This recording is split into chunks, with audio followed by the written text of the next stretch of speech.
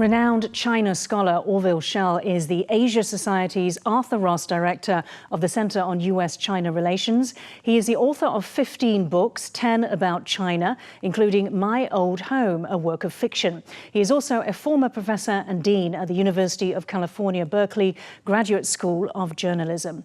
Orville Schell, it's a great honor to have you on Taiwan Talks today. Pleasure. U.S. National Security Adviser Jake Sullivan visited China in late August, meeting with Chinese President Xi Jinping, Vice Chairman of the Central Military Commission Zhang Youxia, and Foreign Minister Wang Yi. Sullivan's first trip to Beijing as National Security Advisor comes little over a month away from a U.S. presidential election that Joe Biden will not contest. Professor, given Biden will step down this year, what do you think were the motivations on both sides for this visit? Well, I think the Biden administration has, on the one hand, sought to develop a convincing policy of deterrence. But on the other hand, I think they're committed to keeping the door open, to keeping a dialogue continuing. And I think this recent visit bespeaks of the Biden administration's hope that things do not need to keep spiraling downward, that we can establish some new status quo so that the relationship will continue, albeit perhaps not in the most friendly and congenial manner. So I think this was sort of the last effort to show that the door is still open. But wouldn't those arrangements be overturned if there was perhaps a Trump presidency? I think when we come to a possibility of a Trump presidency, we really don't know exactly what he'll do. He's very, very unpredictable. But we can look back at what he did do when he was president, and there was a certain consistency to what his people in the National Security Council and Mike Pompeo and the State Department did. So, strangely, Biden has not changed many of the tariff policies and the old Trump policies. So I think there's more of a consistency here than we sometimes choose to recognize. And how would you characterize the differences between a Biden-Harris administration and a Trump administration? There's some analysts that say that the essential difference is that Biden-Harris, they don't see, China necessarily as a rival or enemy that they need to beat. But that's different for Trump. The truth is, I think we don't really know yet. Harris is something of a blank sheet of paper when it comes to China. Her partner for running for vice presidency is he's said a few things. He's been to China. He's has had some experience, but not exactly in the foreign policy realm. In the teaching realm. Yes, but he's left a few footprints, pictures with the Dalai Lama, married on June 4th, a few things like that. I think we can expect a certain amount of consistency. I don't foresee that there'll be a radical change in policy. And this is partially because, of course, the U.S. Congress is also united on this issue, unlike on most other issues that the United States fronts. And going back to Beijing's goals for Sullivan's visits, what do you think it was important for them to do? I think they also want to make sure that even though the relationship is increasingly adversarial, that it has some limit. Because after all, we have to remember China export market is deeply dependent on the global market and particularly on the United States. So I think there's a limit to what Xi Jinping would like to see happen in terms of the relationship degrading into outright confrontation. Okay, so it's in the interest of both sides, obviously, to keep that. Well, it certainly is in the interest of both sides to avoid conflict. Whether we can, I think, largely depends on what China chooses to do. And you have actually written about the death of engagement between the US and China, and you've charted essentially the establishment of that from the very early Nixon-Mao days right through to the present day. Why is engagement dying, in your view? I think engagement is not only dying, I think it is dead. That doesn't mean we won't have some interaction.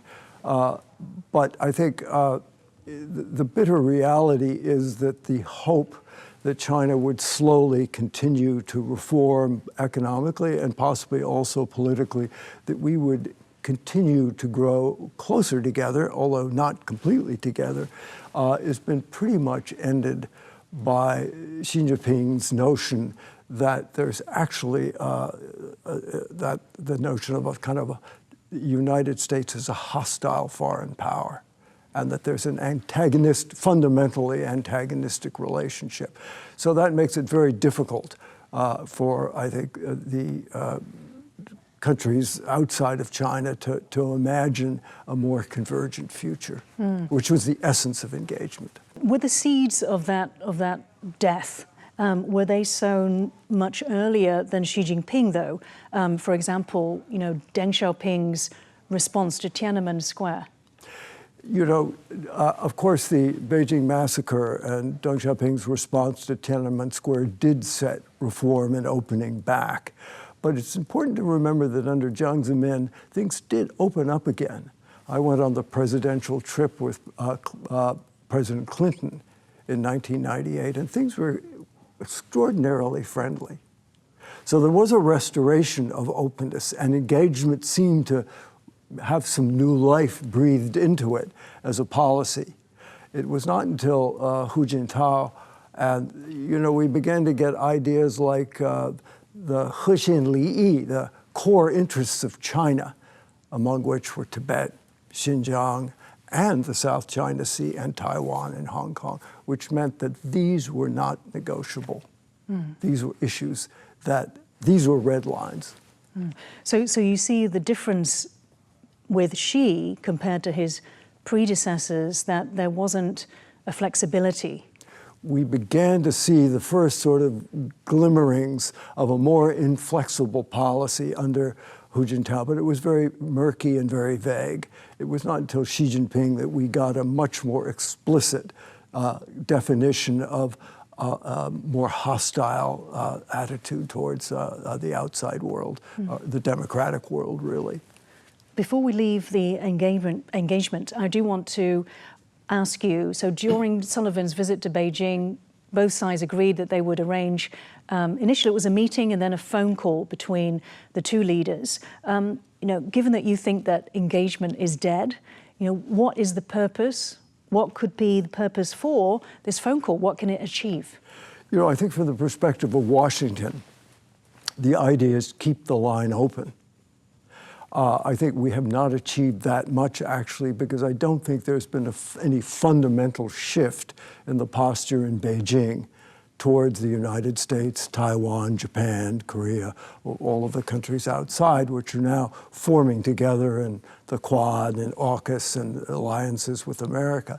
So I think until there is some fundamental sense in Beijing that this isn't working well for us, we need to change, we're going to find a continued sort of very amputated nature of relating and possibly increased friction. Would you almost say that, it's China that has benefited from this policy of engagement by the U.S.? Well, I think we could say absolutely that China has benefited immensely. It has joined the global marketplace. It has become a superpower. And I think that the sadness of the situation is that it was on the precipice of being not just a great power, but a great and respected power with new wealth, new strength, and new stature. But instead of being a power that other countries around it, and I would include the United States and Europe here, felt comfortable with, Xi Jinping has deported China in a way that has made almost every country feel increasingly uncomfortable. And what do you think are the reasons for his behavior? I think Xi Jinping has a little bit like Putin, a very grand notion of what the restoration of Chinese greatness means. Remember, he came into office in 2015 with this idea of, fuxing, of a rejuvenation And that rejuvenation wasn't simply an economic one. It was also a territorial one.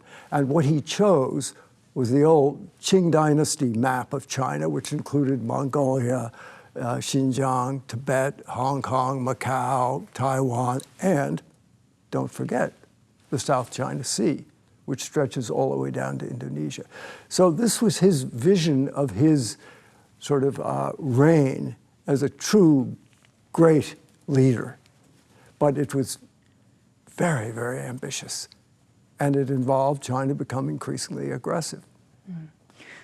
You've written about him being, perhaps not the most sophisticated, most educated of leaders. Where does he get this great ambition from? Is it a reflection of China's, increasing wealth and power and influence? It certainly relies upon China's increased wealth and power, but I think it also derives from his own sense of insecurity. That, remember, he does not speak a foreign language. He has not been abroad to study. I don't think he feels particularly comfortable with foreign leaders who are talking on in German, French, English, Italian, whatever. And I think there's that impels him in a way to want to write China larger than it actually needs to be written to get along well in the world and be a great power in the greatest sense of greatness, which isn't to be aggressive and expansive, obdurate and rigid, but flexible, open, and in some cases accommodating. Mm. So let's talk about that a little bit further. During his meeting with Sullivan, Xi Jinping emphasized stability. He said, China's foreign policy is open and transparent, and its strategic intentions are above board, both of which have been highly consistent and stable. In this changing and turbulent world, countries need solidarity and coordination, not exclusion or regress. So, Professor, how do you read that message from Xi Jinping and that focus on stability? I think his emphasis on stability is logical and sensible. But it's very difficult to have a stable global situation in Asia when we have ships ramming each other off the Philippines, when we have all sorts of conflicts in the South China Sea, when we've had in the past ships being rammed from Japan and the East China Sea, all these disputes going on over flights of Taiwan or into Taiwan's territory. I think it's one thing to say that you're for stability, but you must also implement a policy which promotes stability, not instability. And I think in that second category, instability, China is somewhat lacking. Mm. And how about the use of the word regression? Well, I think there's been a lot of regression. And the real question is regression from the glory days of engagement, where we were actually getting along, and where countries actually saw their interests being enhanced by relating and trading more with China. That period, I think, has really been challenged now. Mm-hmm. So we are regressing in many ways. And I think one of the great flaws of sort of Xi Jinping's worldview is he always views China as being acted on by outside countries for no reason. What I think he fails to represent is that more often than not, outside countries, and I would include Taiwan here, are simply responding to him. Some commentators, however, say that Xi Jinping is just a Chinese leader who wants to make China great again, to rejuvenate China as a power. And they also claim that there's no such thing as a benign great power. And so, in essence, China's actions and maybe its mistakes are the same as, for example, Britain, the Dutch, even the Americans have made. What do you say to that? Well, do you remember the good old days when the slogan of China was 和平崛起, peaceful rise? Under Deng Xiaoping. Well, it was later than that. It was Jiang Zemin, and it drifted into the Hu Jintao era, too. That was a good slogan. Now we have rise without the peaceful, and a rise that involves an awful lot of very sort of belligerent, aggressive behavior, punishing countries like Korea after THAAD, Australia after they called for an investigation into the origins of the COVID virus, et cetera, et cetera. And I think it is these kinds of responses from China which have thrown other countries not only off balance, but driven them into alliances to defend against the possibility of conflict with China. And I think that I'm not sure Xi Jinping understands why this is happening, that it is actually China that is causing these things to happen, not just the innate Cold War sensibility of everybody outside of China. Mm. And so when you explain that it was down to his own personal insecurities, are there things in his history that help to explain that? Yes, I think this is an area which we really need to spend a lot more time understanding. Xi Jinping, in the end, like all of us, is a human being. And he had a formative period as a young man. And remember what happened when he was a young man. His father was a Li Shifangming Funza, a historical counter-revolutionary. He was sent off to Shanxi province, very poor part of China, as part of the, when youths were all sent off to the countryside.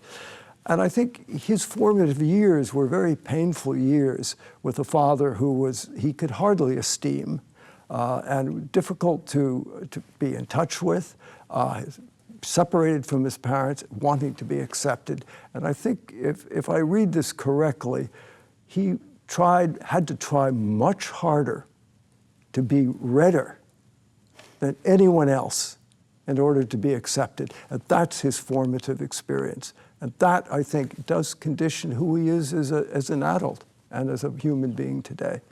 Mm. Just going back to his comment, there was also the comment about exclusion. Do you think that's also part of his personal story? Well, he was excluded. His parents were considered against the revolution at the very time that he, as a young man, wanted to be part of the revolution, wanted to be accepted by his peers. So this created an incredible conflict, and I think any kid in his teenage years is very susceptible to all sorts of influences and a desire to be accepted. Mm. And yet that was not easy for him. So I think he learned that there's certain things you have to do to survive. Well, he did survive. But, I went on a trip with Trump to China, and I watched Xi Jinping and him together, as I did with President Biden when they were vice presidents. If there's any man on earth that could thaw out another big leader, it would be Joe Biden. Glad-handing, backslapping, friendly, avuncular. But in that case with Xi Jinping, there was hardly a flicker of a smile. There was no pickup on that impulse. So you don't see a personal warmth that other analysts have picked up on? I haven't seen much evidence of that in Xi Jinping, a willingness to just say, listen, we all have our difficulties, we all have our faults, but we cannot let this world come to conflict. In this, I think he shares a certain sort of psychological syndrome with Vladimir Putin. Right. Very thin-skinned. A question of face is very important. Mm. Now, back in 2021, when Joe Biden and Xi Jinping held a virtual summit, Chinese state media reported Biden promised Xi what became known in Beijing as the 4 no's and 1 unintentional to guide U.S. relations with China, that the U.S. does not seek a new Cold War, does not seek to change China's political system, does not seek to oppose China through strengthening alliances, does not support Taiwan independence, and has no intention to enter into conflict with China. The US side has never confirmed that either Biden nor subsequently Secretary of State Antony Blinken nor Jake Sullivan this time in Beijing made those promises, as Chinese state media claims. Wang Yi, in a speech to Asia Society in 2022, accused the US of failing to uphold those promises. He said that together with Xi Jinping's 3 principles of the US and China respecting each other, peacefully coexisting and collaborating for win-win, that this makes a common tone for 2 orchestras to play from. Professor, so all of this sounds very neat. What does it reveal about the Chinese? I think if Biden did declare these no's as things he aspired towards, they sound quite logical to me. But I think what the Chinese side and Xi Jinping may miss is that when somebody says something, that doesn't give you an invitation to do whatever else you want and not expect a reaction. And I think what happened is that the U.S. did have good intentions, as it did in engagement. And remember, in engagement, 9 U.S. presidential administrations all supported it. And we have to wonder what happened to it. Why did it die? And I think it was because China began to be more wealthy and powerful and to become much more oppositional, not only towards the U.S., but towards other countries throughout the region and even elsewhere. And so it changed the terms of the game, where these no's don't make sense anymore. Subsequently, what Blinken said was that whilst the US does not support Taiwan independence, we are very concerned that China is changing its own promise to resolve the issues peacefully. Yes, and I think the United States does not support Taiwan independence, but I think the other thing that has to be said, that in a democracy, you cannot control every voice. So China may think that the U.S. secretly supports independence. I think we want to keep our hands off of that one and not provoke. But that doesn't mean there won't be voices in Taiwan that speak out and China will find offensive. That's the nature of democracy. Let's go to what Taiwan's president has said just recently. The biggest risk in the U.S. China relationship, as we all know, is Taiwan. Taiwan President Lai Ching-te has said that if China takes Taiwan for the reason of so-called territorial integrity, it should also take the lands currently held by Russia that were signed over in the Treaty of Aigun, one of the treaties Beijing considers unequal at a time when the Qing dynasty was at its weakest. He said Lai said that the real reason that China wants to take Taiwan is to gain hegemony in the region, to change the rules-based international order. Professor, what do you make of those comments and that argument? Well, I think that it is true that during the Qing dynasty, they did sign away a lot of real estate to Tsarist Russia. But there are other territorial claims China hasn't yet pulled the lever on. One would be Arunachal Pradesh in the northeast of India, a huge piece of property which China claims is theirs. So Taiwan is just one piece in a much larger puzzle. And how about Mongolia, which was given away in the 1920s and became a Soviet republic? So I think it isn't simply one issue, Taiwan. It's a question of China's notion of what is the legitimate state of what once was the Qing Empire. It wants to restore that. That's Xi Jinping's aspiration, but it's a very big aspiration with a lot of dangers inherent in bringing it about. And so Russia should be concerned, in your view? Well, maybe not tomorrow or next month, because Putin and Xi Jinping are buddies now. But in the long run, absolutely. And in your view, how would you characterize the significance of Xi doing something different to all previous leaders of China, which is that he's not kicking down the line for future generations the issue of Taiwan? How can we understand the significance of this? Remember that when Mao Zedong met with Nixon and Kissinger, he said, oh, Taiwan, if it takes 100 years to solve, that's all right. And remember also that when Deng Xiaoping stopped in Japan on the way to Washington to visit Jimmy Carter and accept diplomatic relations and, between the two countries. He also said, when asked about Taiwan, well, he said, let's leave it to future smarter generations to resolve. I think that was a very smart idea. Don't push it now. Wait and see what happens, and see if there isn't greater convergence, as there once was between Taiwan and China, and so that people feel comfortable coming together, possibly even unifying. But my fear is that as Xi Jinping gets older, he's going to want to move somehow on Taiwan, or he will feel he shows weakness. And I think that's the danger inherent in this cross-straits dilemma right now. In 1971, Joe, when he met with Nixon, has stressed that there were differences in the U.S.-China relationship. Nixon apparently went further, and he said, if our two people are enemies, the future is dark indeed. He said, you know, common interests should help us to transcend those differences. Do you think the future will be dark? Well, this is something that Nixon wrote in Foreign Affairs, and I agree. We should try to get together. You ask me if I think the future will be dark. You know, I've spent my whole life trying to build bridges with China. I find it very difficult now. And I think the winds are not blowing in a very good direction at the moment. And I think that if China isn't able to find a little greater flexibility, it's going to create a very dangerous situation, not only for Taiwan, but for Asia and the world. Okay, we're going to have to end it there. Thank you so much, Orville Schell, for joining Taiwan Talks today. Thank you. Thank you.